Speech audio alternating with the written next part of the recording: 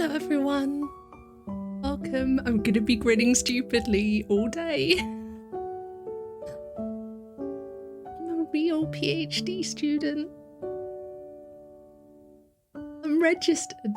I've signed up for things. It's all okay, it's real. This wasn't a fake thing that got dangled in front of me and taken away at the last minute. It's actually happening.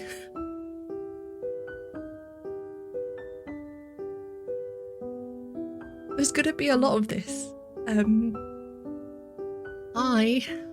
It's Wednesday, the 20th of January, and it's 1:30, and I've had a horrible 3 days not knowing if this was all gonna be okay.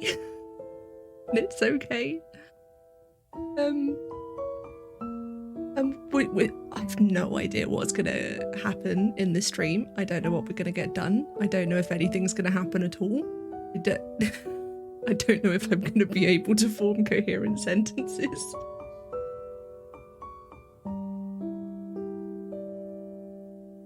I put the chill music on to see if that would help, and I don't think it's helping. Hi, it's lovely to see you. I'm a PhD student. Just gonna keep saying that. I'm a PhD student. So I'll give you a recap of what happened, but a quick one for the stuff that I already talked about on Monday, and then I'll tell you about what has happened in the interim, which was a lot of waiting. A lot of waiting. Because I deferred. Also, I've been looking at the camera, but it's making me feel awkward, so I'm going to stop that now, and I'm sorry if that's a bit weird, going from doing it to then not doing it. So I deferred my PhD start because I took a COVID extension to my master's degree. This meant that I didn't finish my master's degree until last term. This was all okay. The deferral was fine. It was allowed. Everything went through okay. It wasn't a problem. However, I don't technically have a master's degree yet because it doesn't get confirmed until February, which meant that something went wrong with my registration in that the system never agreed that I could enroll. So basically what happens is you apply, you're given an offer. My offer required me to have a merit in my master's degree. You then get or do not get that mark. When the mark is confirmed, you are then invited to enroll. When you enroll, you then register. This didn't happen normally on account of me not having a master's degree yet. So I contacted the school on Friday, and the team of people sorted it out and said, okay, on Monday you'll be able to start the registration process. So on Monday, before the stream that I did then, I started the registration process, and it immediately made me wait and went wrong. And so basically I had signed up, I had accepted the offer I'd been given, I had signed up for an IT account, I'd gotten the IT account through, but I couldn't log into it, and it said you can't log into it for 12 hours. And because I'd done it at noon, it was going to be the middle of the night when I was able to get onto it. So that was the last time I streamed, was where I was waiting. So I waited, and I got up at 9 AM the following morning and immediately looked to see if I could log on, and I couldn't. So I contacted the help desk people. And I spent several hours exchanging emails with the help desk. Now, I have answered this kind of error report before, and I know that the hoops they made me jump through are because a lot of people, it's user error. So they asked me things like, where are you logging in? Are you using the correct credentials?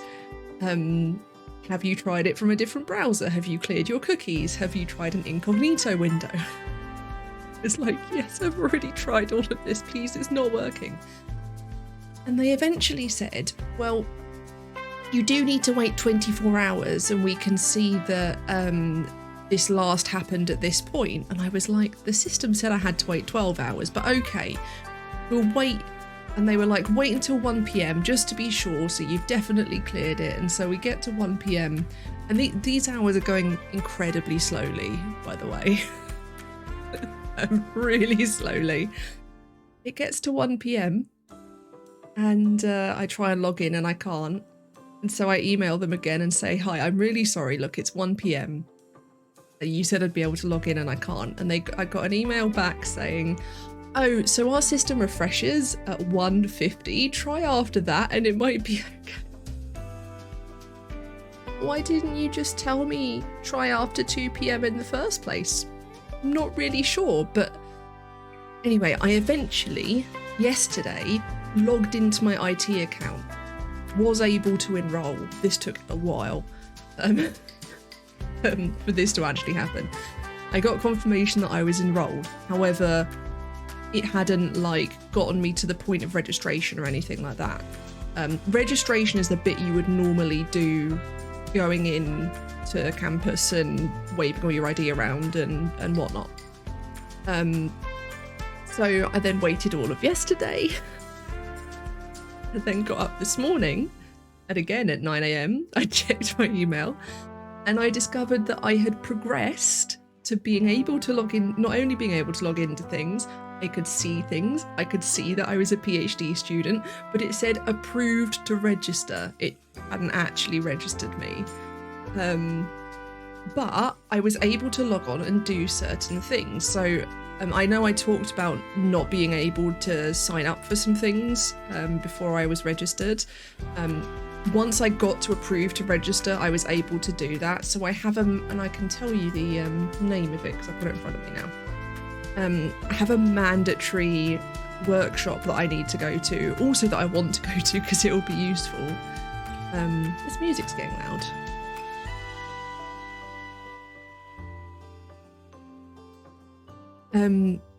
That's not what I wanted, that's what I wanted. Yeah, so I have this mandatory workshop to go to. It's called Kickstart Your PhD, Guidance, Skills and the Researcher Development Assessment.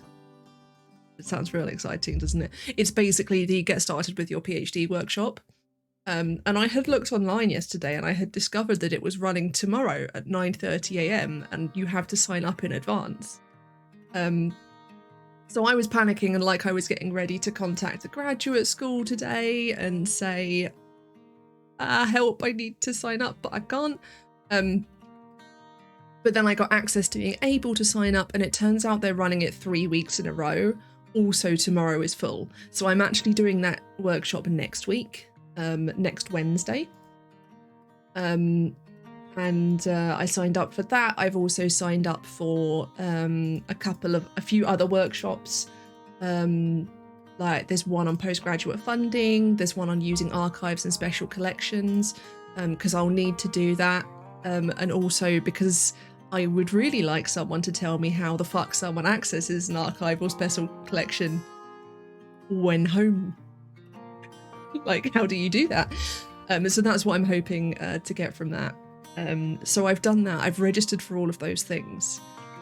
I've signed up for because I've got my uni email address now, so I can actually start using it. I already had one, but I've got a new one for my PhD, so I can start doing stuff that requires my email. I haven't paid for my degree yet. Because I'm a January start, it's a slightly different links that you need to go to pay with, and they don't standardly put those links up on the website. You have to contact the finance office. So I emailed the finance office and said, hey, please to let me pay you a vast amount of money. So I got that rolling. I've signed up for a networking event. Signed up for a networking event. I can do this. That's next week. That's actually with the Northern Medical Humanities Researcher Network. That's not quite the right name. It's something like that. But there's a sort of coffee morning thing they're doing that's part networking and part just a thing on researching from home. So it's getting really loud again. I really need to sort this music so that it normalizes. I'm actually just going to go to the next piece. Sorry about that. We're still getting used to Epidemic Sound. I think I am going to stick with them because it's just so nice to have different music. But it's a lot. So I did that. I signed up for a union. Turns out I could have done that when I was a master's student. You just have to be a postgrad, but I've done it now. So I'm registered with, because there's the students' union, which I register with automatically, that's tied to my university. And then I've now registered with the Universities and Colleges Union, which is like an independent body. Technically, I think our student union is an independent body in relation to the university. But like this is a fully external thing.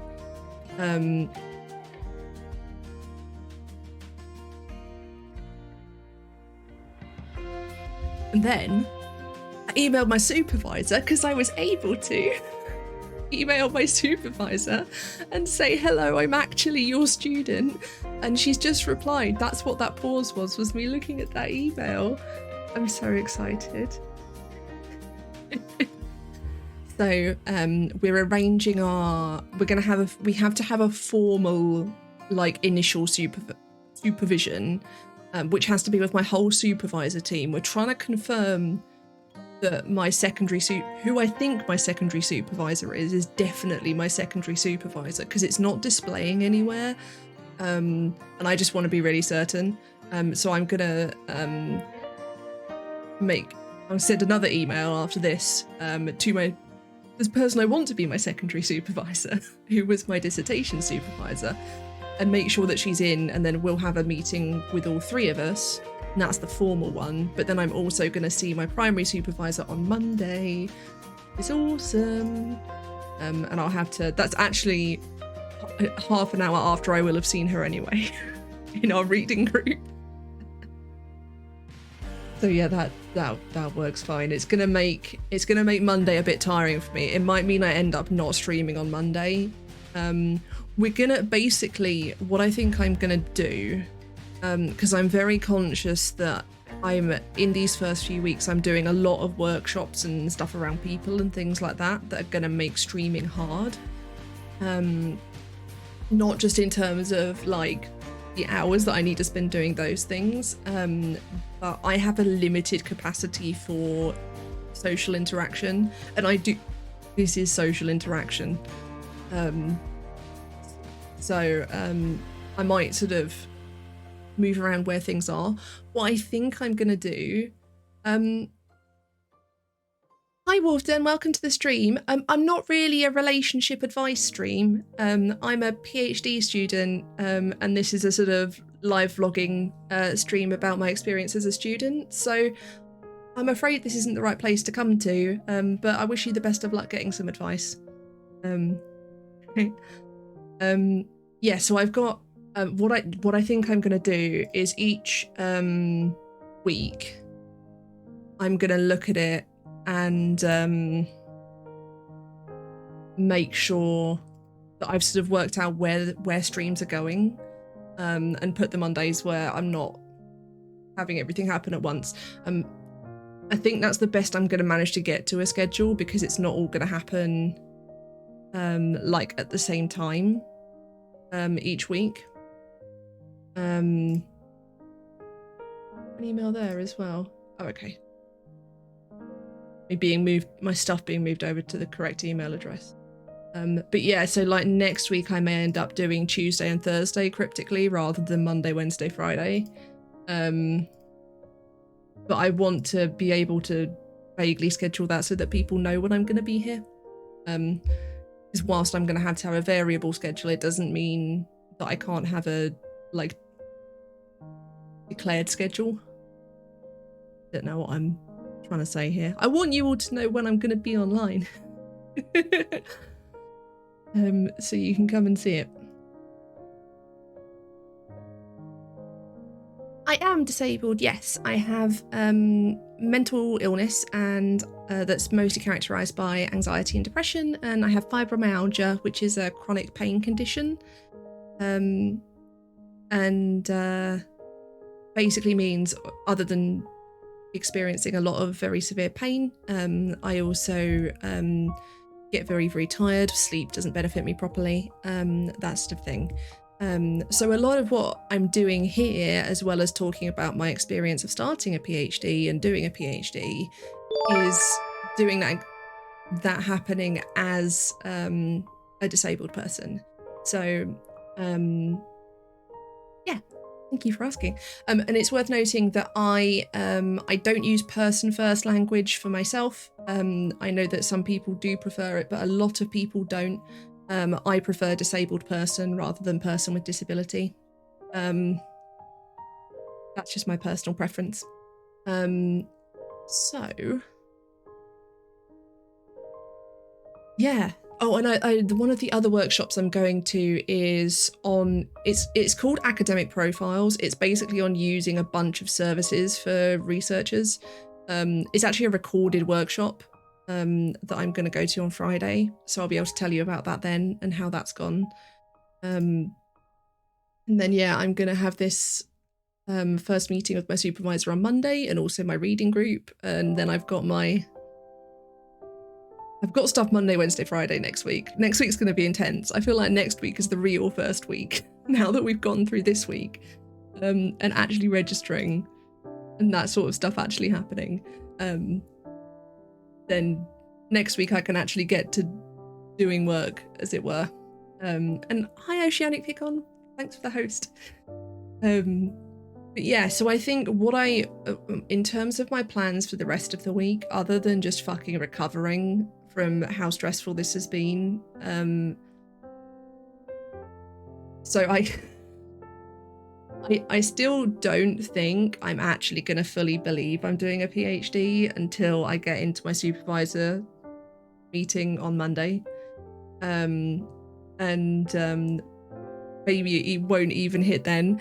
It's so weird because when I did my master's degree, it was much easier to internalize what was happening and get rid of that self-doubt, because I went to campus and I registered there, and I went to classes and stuff like that. And because of COVID and because everything is remote, I've not got that like really obvious concrete milestone. It's just still me sitting here in my office looking at a screen. It's not like I've had to go to campus or anything. So that definitely makes a big difference.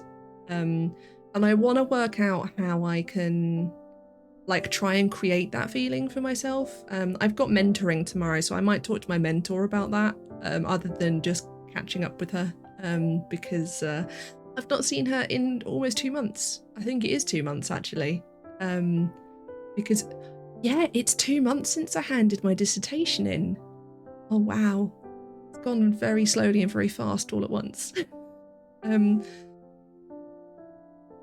Yeah, so I've got that and we'll see how that goes. In terms of how I manage my pain, not very well. That's the short answer. The short answer is not very well. The longer answer is, so fibromyalgia pain it's not pain that responds to painkillers. I have been on painkillers for a while and they haven't been working. And I now take other medication. I don't specifically talk about what medications I'm taking because I want it to be clear I'm not giving medical advice. So I'll talk about the kinds of medication I'm on. Like I can say that the medications I'm on are more aimed at mental illness, that then have like a knock-on effect on my pain. Because a lot of fibro pain is worsened by stress or by emotional distress, and basically like I end up locked in this cycle of being stressed, so I become in pain, and then I'm in pain, so I become stressed, and it sort of gets stuck there. Something that helps me a lot is heat. Cold is I don't like for my pain. My pain is sometimes full body, sometimes located in joints and limbs. My left side is particularly bad in relation to my right side. Are we listening to Christmas music? We are. that's Christmas music as well. Yeah, so I have a heated blanket that helps. I do things like making sure I move frequently. That helps a lot, but also not moving too much, not moving in the wrong way, taking breaks when I need to, resting, attempting to sleep even though sleep doesn't really function.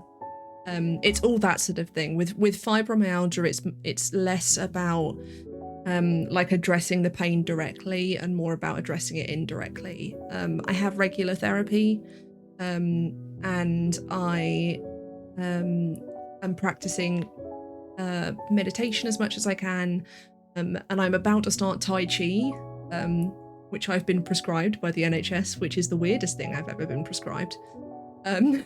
That one I will tell you what my prescription is for. Yeah, so it's all that sort of thing that I do, which is why I think it's also interesting to show that in relation to academic study, because obviously when you think of a person doing a PhD, you think of someone sitting hunched over books reading for 10 hours a day. And I can't do that. That's not physically possible for me. It's not mentally possible for me. So I tend to do my studying in shorter stretches, but more intensely. So I will try and make sure that when I'm sitting down to study, I'm like properly focused on it and I'm not doing other things at the same time, because that doesn't work for me. Streaming has helped. Weirdly, I say I'm not doing other things at the same time, but I am streaming it. So technically I'm doing things at the same time, but you know what I mean. And yeah, I can't study for long bursts. So that being aware of that has been very helpful as well. Because this chair is very good. This is a secret lab chair. I know I've got it covered in a very fluffy cardigan right now. I don't specifically advocate for secret lab chairs themselves, although it's amazing for me. What I would recommend for people with chronic pain in terms of chairs is work out what things you need to adjust. So for me, certain things about the height, because I'm quite short, so a lot of chairs, the height adjustments weren't amazing for me. Being able to tilt the seat back and forth was really important for me. Being able to adjust the armrests, like they go in all different directions. They go back and forward, out and in, and they rotate round on the top. So that's very helpful. And for me, the chair that had all of those things I needed was a gaming chair. But for other people, it might be an ergonomic chair. I mean, Herman Miller is the obvious, really expensive version, but there's other versions you can get. So that makes a difference as well, but also then making sure I don't stay in the chair for too long. I'm hypersensitive to sensation sometimes, so yeah, sometimes just sleeping through it is the answer. But also sometimes I can sit up, but not on a hard surface. So like the chair will be too much, but I can sit up in bed okay. I study from bed a lot. Fortunately, because of the nature of my degree, that's something I can do. It's not like I've got any practical work or exam work or anything like that. I said exam work, but I mean like interview research or that sort of thing. I don't know why I said exam work. My brain is fried today. I'm catching up on chat now, sorry. People keep telling me they have mental health issues, and I'm always shocked because it's never obvious. Scary too that so many people have issues. It is scary, yeah, and it's often not obvious, and I think it's really important to acknowledge that just because you can't tell that a person is mentally ill doesn't mean they're not.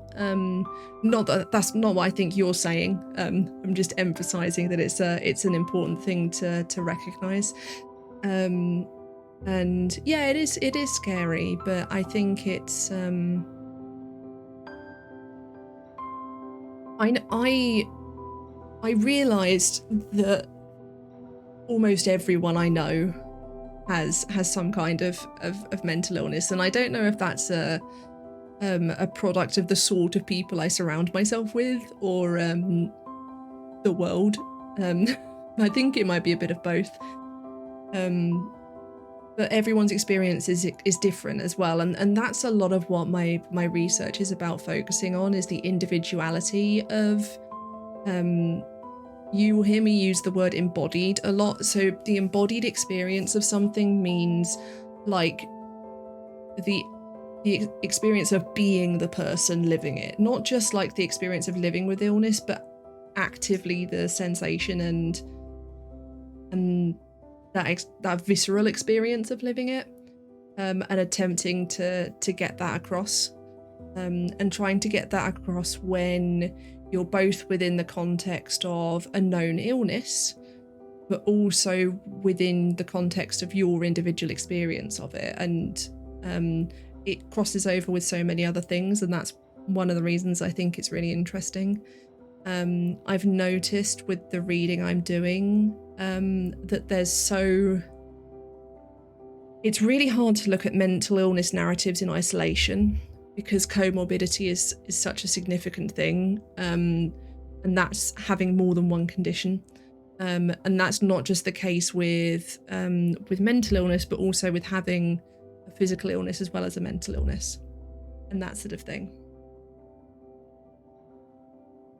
Like in my case, whilst my mental illness manifested first, that is very strongly linked to my physical illness, because fibromyalgia is stress induced. It's believed to be the product of early years trauma, or for that to be one of the origins. Effectively, something in my body doesn't interpret pain correctly, and thinks I'm in pain when I'm not, or things like you'll stub your toe, and my brain will think I've broken it, whereas most brains would be like, "Oh, this hurts, but I can tell it's okay." It's that sort of thing.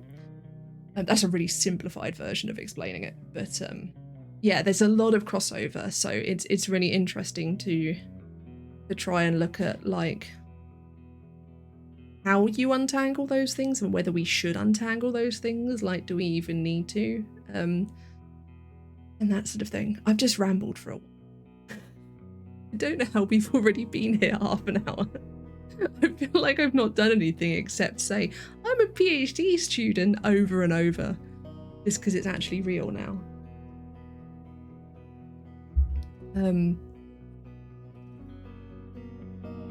Yeah, so what I was thinking we might try is some reading.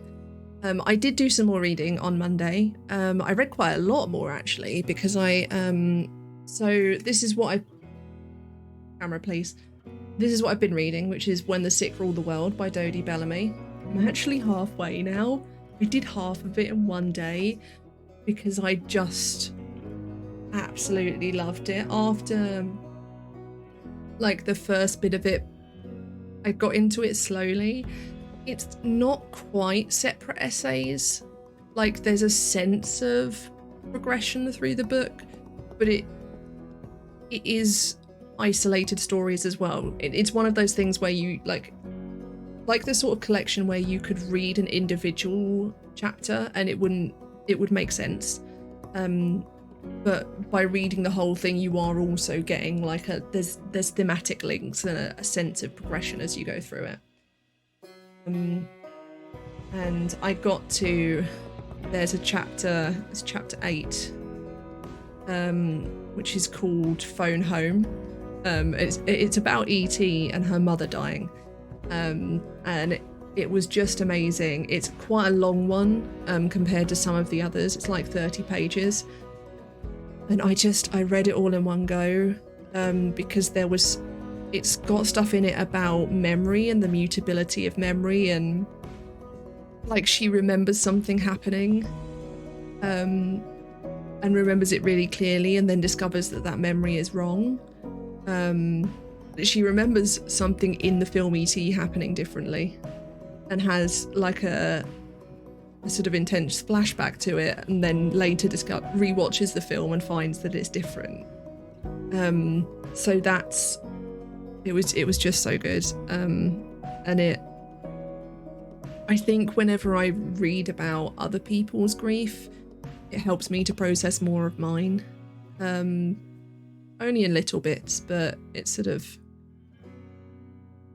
it gets there slowly. So I think we'll have we'll try a bit more reading on that today, and I'll see how I do. I've got 120 pages or so left in it, so I may not finish it today. And then the plan for the, I was about to talk about the plan for the rest of the week like 15 minutes ago and it just didn't happen. So yeah, so today I'm gonna read more of this. Tomorrow I've got mentoring. I was gonna say in the morning, it's at noon, which is not the morning, but it also feels wrong to say the afternoon. I've got mentoring then.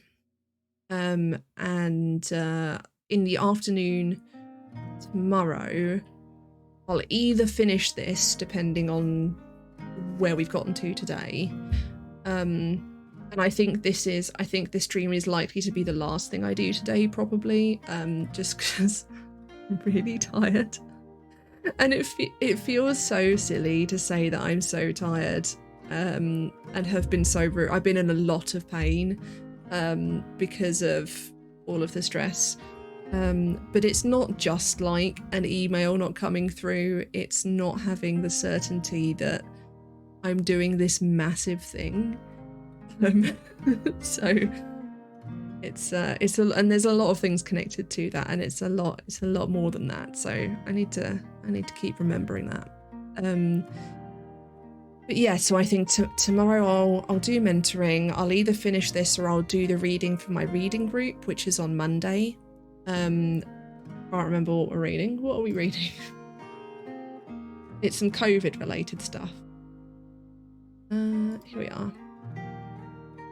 Yeah, we're reading some stuff on COVID data. There's a couple of articles there, so I might do one article tomorrow and then one article on stream on Friday. I also on Friday have a workshop I'm going to, which is the academic profiles one, and then I need to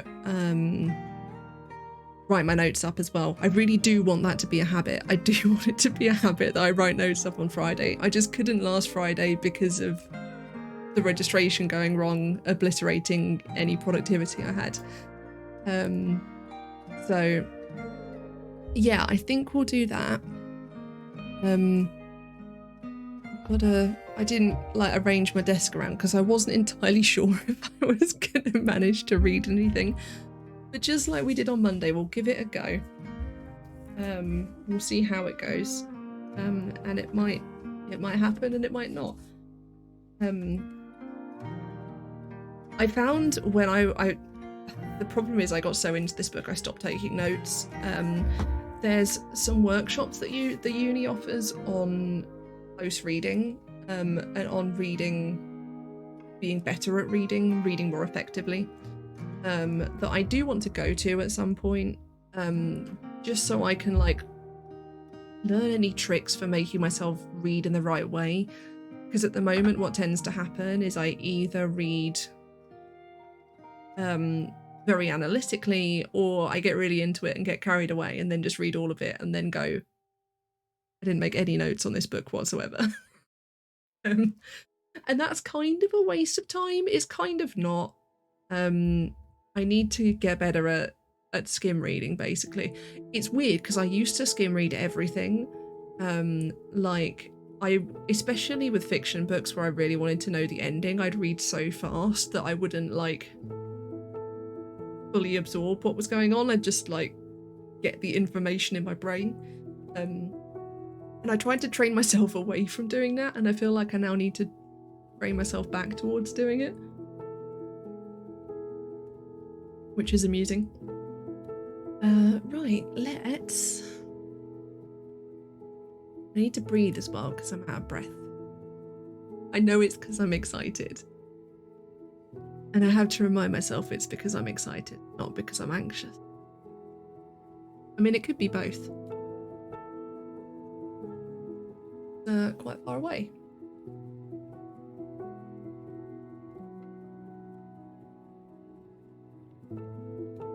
Who is it? It's just the angle.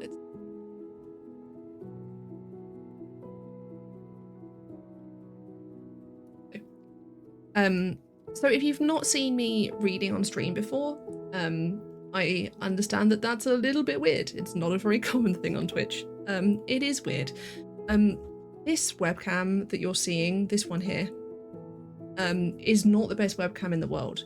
You are not going to be able to read this book over my shoulder. It's going to be too blurry, and also it's mostly going to be down here anyway. That's partially deliberate. This book isn't my intellectual property. I can't give it to you. So for a lot of the stuff I'm reading, I'm going to be keeping that down here.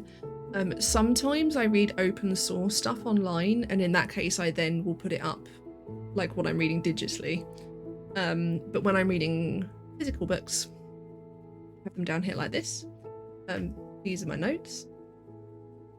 This is my terrible handwriting. May not be able to read that, don't worry, I can't either. I will note that I am studying mental illness, I am studying trauma. That means that sometimes my notes will reference things that relate to trauma, or sometimes to assault, or to suicide, or to self-harm. I will try and warn you if I'm going to be making notes about that. This book isn't particularly about any of those things, or it is, but not in a focused way where a lot of my notes will be of that nature. But I will try and warn you if that sort of thing is going to come up. I will always be careful in discussing things. If we're going to go into a more in-depth discussion about something, I will let you know in advance, and then I will put a message in the chat when we have finished that discussion, so that if you need to step away for a bit, you can, and then you know when you can come back, because you're not relying on just guessing and unmuting then. Yeah, so I think that's a really short chapter. I was going to say, what if I aim for 2 chapters, and then I realised this chapter is 3 pages long. Maybe I won't aim for 2 chapters. Oh my goodness, camera. I've also got to the point where I really have to bend the spine on this book. It's making a load of people who are really particular about books scream. Can you hear that ripping? There is a bit in Stephen Fry's book, The Liar, where Trefusis, the professor, gives a lecture, not like a formal lecture, but like a speech, about how the physical book is not the important thing, it's the stuff inside. So if your spine is cracked and all of the pages are dog-eared like this, and that's just a sign that you've really loved what's in the book, and that's the thing that you should venerate, not the... Obviously, if you've got like a collector's edition book, I have collector's edition books, I wouldn't do this to them. But if it's a book that I'm reading, then I'm going to make it possible for me to read it. So... and I won't be muting for this, I will be here, I will be occasionally remarking on what's going on, but I will also be mostly quiet. I am looking at chat. You feel free that you can still talk to me, you're not bothering me. It helps me to talk about what I'm reading, because it helps me process it better. It's the same thing, the reason that I take handwritten notes, is that it gauges my brain in a superior way. I found that streaming does that as well. Yeah, so don't worry about asking me questions if you want to whilst I'm here. But if it does take me a moment to reply, it's because I'm reading. Also, we just take a moment and appreciate how fabulous my nails are. That looks really weird, and looks really weird in this web. It's just me doing that. Thank you to my former work team for this lovely vampiric nail varnish.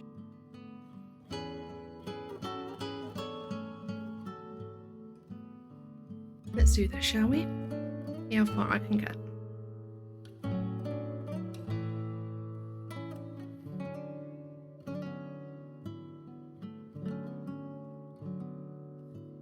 And if you want to study along with me, the music's going to keep going. I'm going to take breaks regularly, so you'll be able to get the nudge to take a break as well.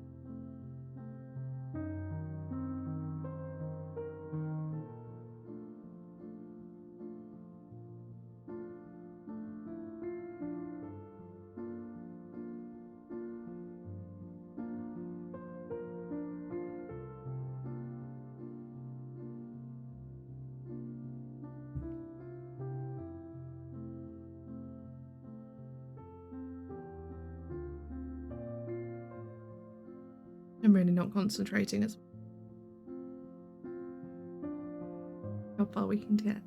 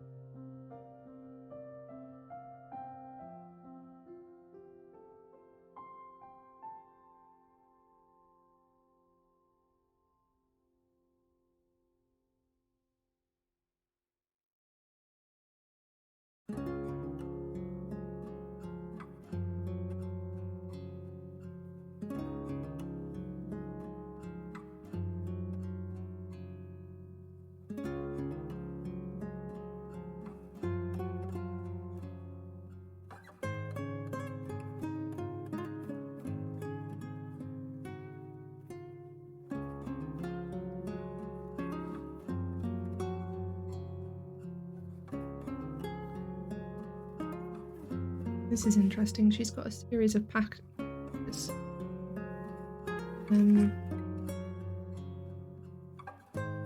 That like all start with the word memory and then a colon and then sort of like she's presenting it.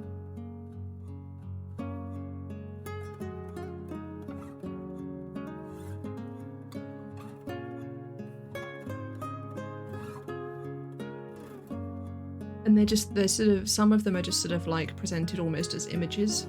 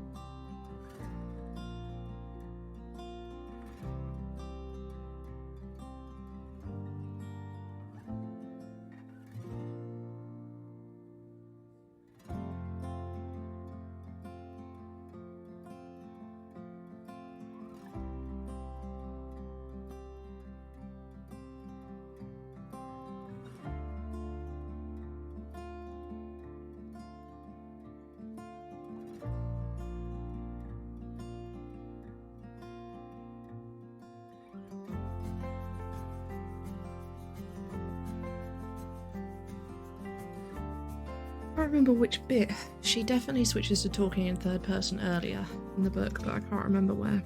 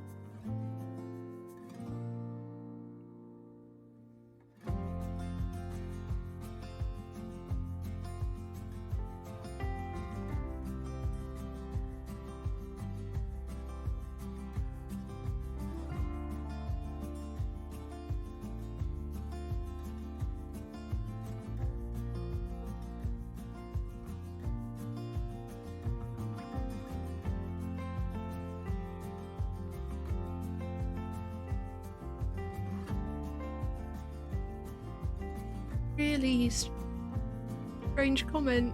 A strange enigma.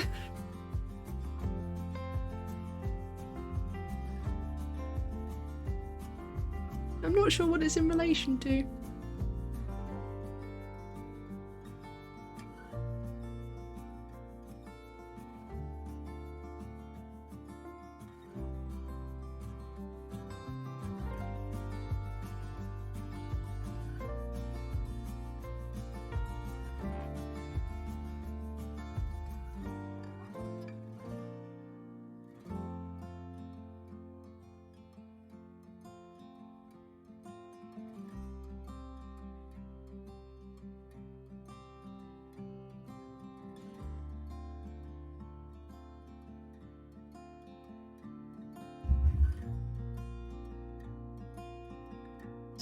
Your life philosophy: if you like cheese, demand for more, or else you miss your chance. Okay. Okay.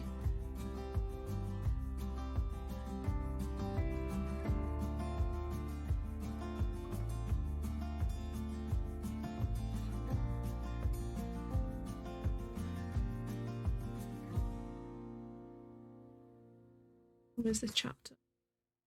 Well, this chapter's quite long. It takes us up to 4 pages. I think I can do this and then I'm going to take a break again because I'm just not focusing. Which is not really surprising.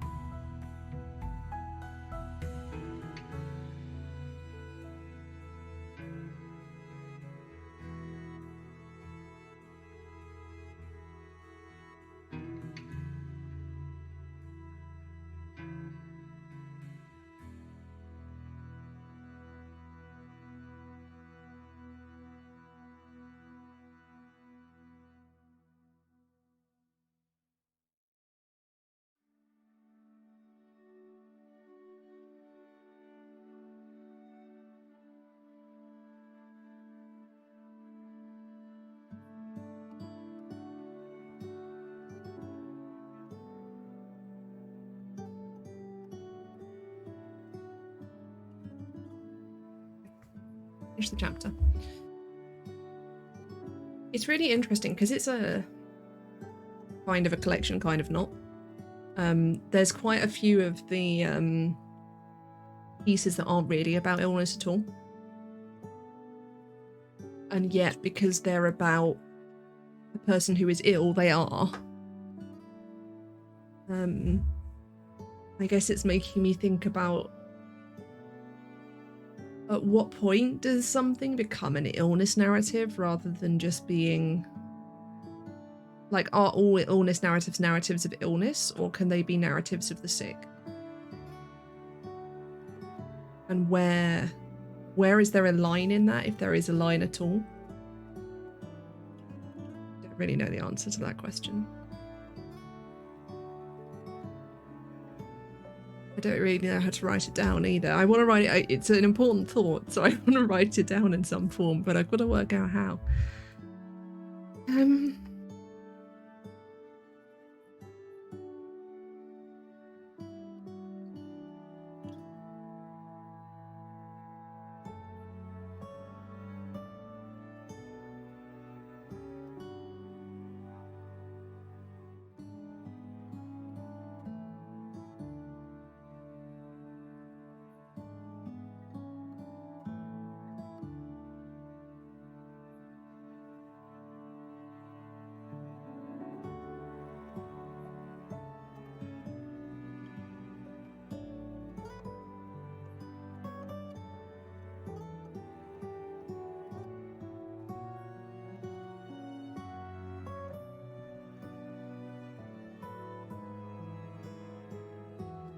I think the problem there is that if you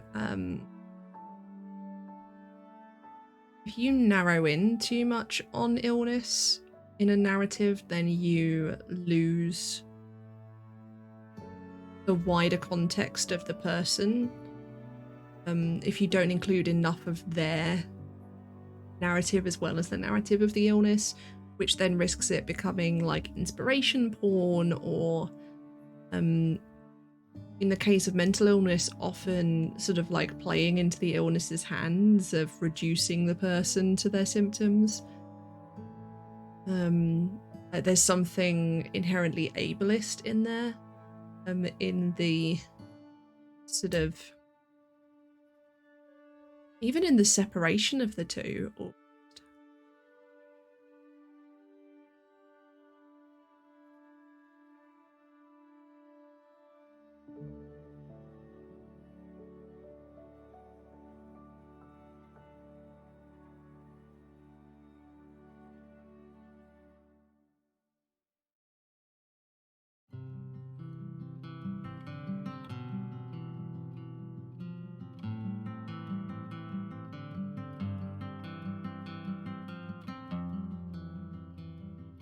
Yeah. More just a thought than something I haven't answered. My posture was terrible there. How are we doing for time? An hour and 5 minutes. We'll see how I'm doing. I'm gonna look at how long the next chapter is. Oh, that's not a super long one. So let's give it a go. And I'll see how I do. But I'm not sure how much more I can manage. I'm starting to get really tired now. I think I need to eat more. I've had breakfast and lunch, but I didn't eat as much for lunch as I should have done. Well, not as I should have done, but like, you know, I need to eat more now. And I'm definitely starting to feel that like my legs are getting very tense and heavy, and I think the fact that I'm sitting for like hunching forward like this is part of it as well. I have a tendency to like curl in on myself, and I think now that I know that everything's sorted and my PhD is actually starting, I will be hopefully more able to rest once I then go and try to rest, because I won't be like in this state of limbo and stuck waiting for stuff, and I can actually properly celebrate what's happening and that sort of thing. So hopefully that's what like the rest of the day becomes, and then the rest of this week can effectively be sort of preparing to start / actually starting. It's kind of nice actually that I'm going to have that meeting on Monday, because that then feels like next week is really the start of it, which is nice. I'll just pretend next week has always been my first week. It's never actually been this week. This week was always an anomaly.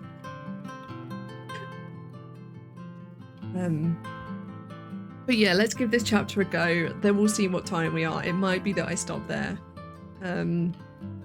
It's pretty fast reading. I did 30 pages just then, 25, 30 pages.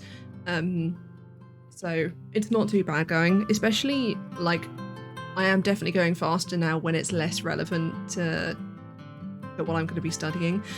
But this is what I've been doing in this period, is I've been focusing more on the reading that's like supplementary or like general reading around in my field, that sort of thing, so that I sort of go in equipped and still with those critical reading and research skills that I've built up over the past year and before, so that like I've almost like I'm warming up effectively, and I'd look forward to finding out what my supervisors think I should be doing to start with, because who knows, it could be something very different to what I think. I know I've got to do a bunch of planning.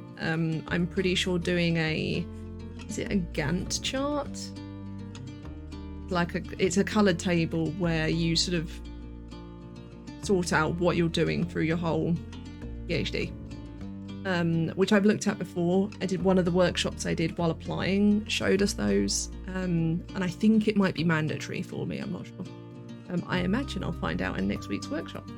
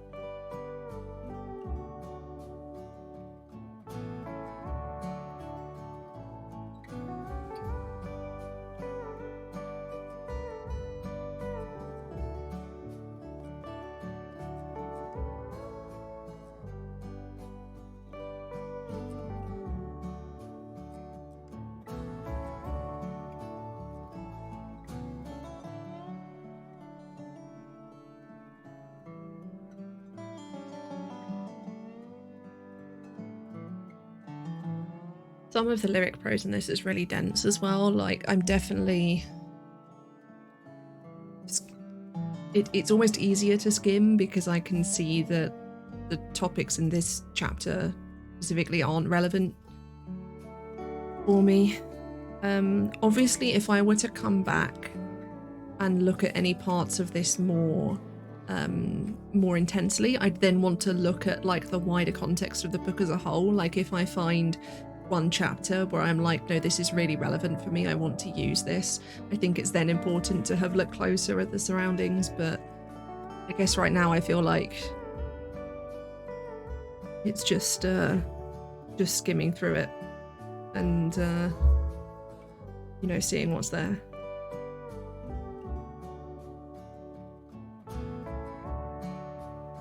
This next chapter is 20 pages long. I don't want to push myself too hard. I think I should probably stop there. Not wholly with the stream, but specifically with reading. And that might seem like I haven't done very much. That was, what, 45 minutes? But right now that feels like absolutely loads.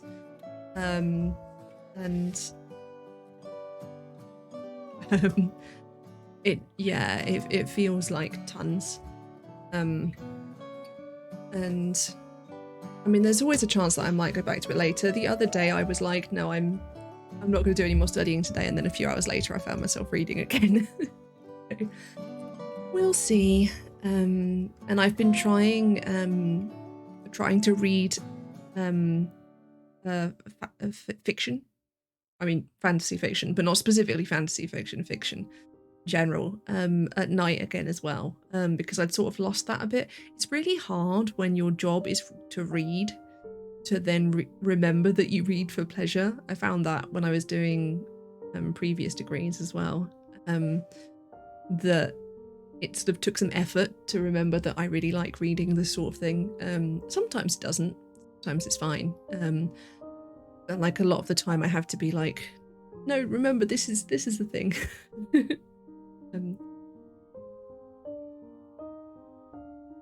But yeah, I think in terms of I've been trying to reflect on how I'm feeling when I'm streaming as well, because I think that's also an important part of it.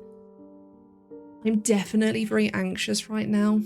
I get a knot in my chest. I think it's partly because I end up hyperventilating if I panic, so I'll feel it.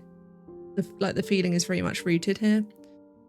And I suspect that may be because I genuinely got the email and basically charged straight here to be like, hey, I'm doing a PhD. So I think I think it's a very to be expected sort of reaction, and I can go and I might flop in bed for a bit and play some more Calico and continue to make my cat cafe the best cat cafe in all of the world. It has a tiny polar bear baby in it now. And do that for a bit. Go continue making maps in Minecraft. And I discovered a new biome full of giant mushrooms. It's amazing. And I want to make a house in a giant mushroom. That's my next aspiration.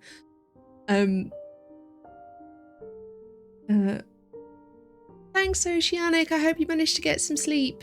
It was lovely to see you as well. And yeah, so just like generally rest for the rest of the day. I do need to reply to my supervisor's email. I will do that. But I suspect at that point I'll just sort of try and shut off from it all, because it's been a lot and I haven't been able to shut it off. So I think it's important to do that. I am 2 streams behind now with uploading to YouTube, but I will sort that out tomorrow as well. I was going to sort it out yesterday, and again, getting this sorted has just taken me out of everything. Like I'm using today to catch up on a lot of stuff now. So I will continue to do that, and we'll see how it goes, and I'll sort of properly start now, sort of properly start on Monday. It's almost like I'm properly starting on Monday and I've got like this preliminary workshop beforehand. We'll see. But what I will do is I will try tomorrow or Friday to work out when I'm going to be streaming next week. As I say, I suspect it's going to be Tuesday and Thursday. But I'll try and like do it by the weekend so that I can put up before the weekend what the schedule's going to be. And then post it on Twitter as well and make sure that people know. But yeah, for now, thank you all for coming here and celebrating with me, a real PhD student, a registered PhD student, an actual genuine PhD student. It's not sunk in yet. It's not sunk in yet. It's not going to sink in until Monday, is it? But yeah, thank you for coming and joining me. Thank you for sitting with me whilst I've read a book. Thank you for talking with me. It's been lovely to have some different faces in and talking. I'm aware that just chatting is a slightly weird place. I'd love it if there was like a category that I made sense in. I have had a look. There's none. I'd love to escape the just chatting trolls, but sadly we cannot. We are going to go and do a raid today, because I'm going to try and do that, and we're going to raid a lovely person called Paper Stained Ink, and they are playing Hades, and they run an absolutely wonderful Discord community for disabled people, but especially disabled content creators, which is a really lovely place. So I recommend you look that up and come and join it if you're interested. For now, I will say thank you all for coming, and I will see you again soon.